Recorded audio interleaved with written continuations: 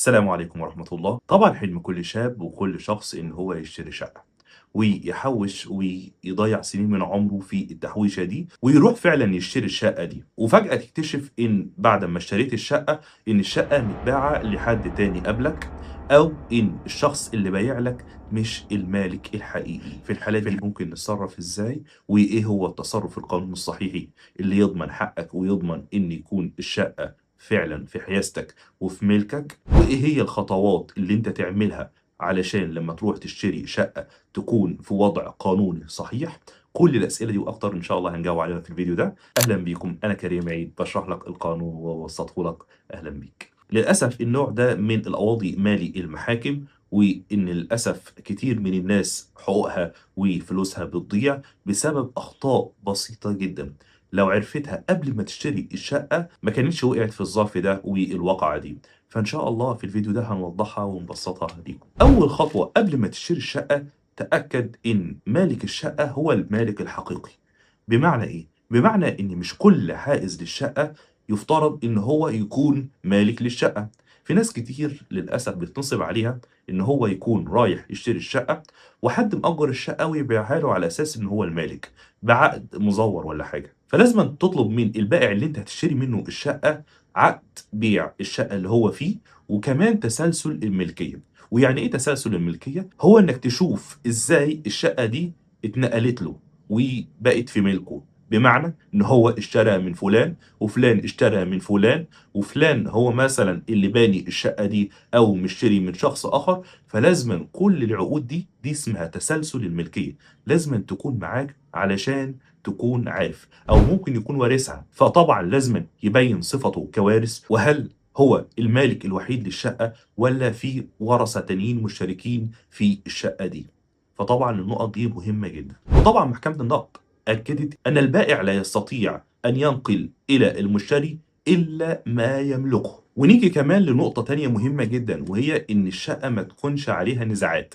بمعنى إيه؟ بمعنى إن قبل الشراء لازما تسأل هل الشقة مرهونة أو في دعاوى قضائية متعلقة بيها أو في حجز أو نزع ملكية. وطبعا ما تكتفيش بإنك أنت تسأل مالك الشقة بس، طبعا لازما تسأل لو هي الشقة في اتحاد ملاك لازما تسأل اتحاد الملاك أو تسأل الجيران. فالسؤال قبل الشراء بينجدك من مشاكل كبيرة جدا بعد الشراء. طيب أنت دلوقتي الحمد لله اتأكدت إن الشقة تمام، معلهاش نزاعات قانونية ومفيش حاجة متصلة بالشقة تعكر صف الشقة.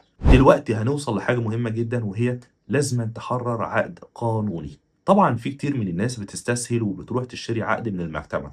طبعا عقد المكتبة للأسف بيبقى فيه ثغرات قانونية وأوجه خلل كبير جدا. فلازم يكون العقد محرر على يد محامي متخصص، لأن النقطة دي مهمة جدًا وبتحافظ على حقوقك. لإن العقد المحرّر عند محامي متخصص بيفيدك إنك أنت بيذكر كافة أوجه الالتزامات والحقوق الواقعة عليك والالتزامات الخاصة بالشخص البايع. فالنقط دي مهمة جدًا.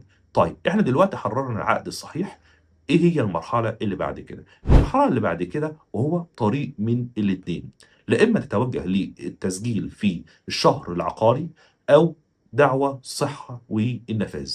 طيب إيه هما الطريقين دول؟ أول حاجة التسجيل في الشهر العقاري. محكمة النقض بتقول إن الملكية لا تنتقل إلا بالتسجيل. طيب التسجيل هنا المقصود بيه إيه؟ التسجيل المقصود بيه هو التسجيل في الشهر العقاري، إنك أنت بتروح تسجل الشقة بتاعتك في الشهر العقاري، وده بيكون عن طريق اتباع إجراءات معينة لحد ما بتوصل للتسجيل. نيجي بعد كده نتكلم على دعوى الصحة والنفاذ، وهي الدعوى اللي بيرفعها أمام القضاء، وهو الطريق الموازي للتسجيل. وفي الدعوة دي وبناءً عليه برضه بيتم تسجيل شقتك. فسواء اخترت طريق التسجيل أو طريق دعوى صحة ونفاذ، هما بيكون طريق تسجيل الشقة، لإن قُلنا إن العقارات لا تنتقل إلا بالتسجيل. وفي نقطة مهمة جدًا، وهو إنك أنت لمّا بتيجي تروح تشتري الشقة بتدفع فلوسك كلها، وده طبعًا خطأ قاتل.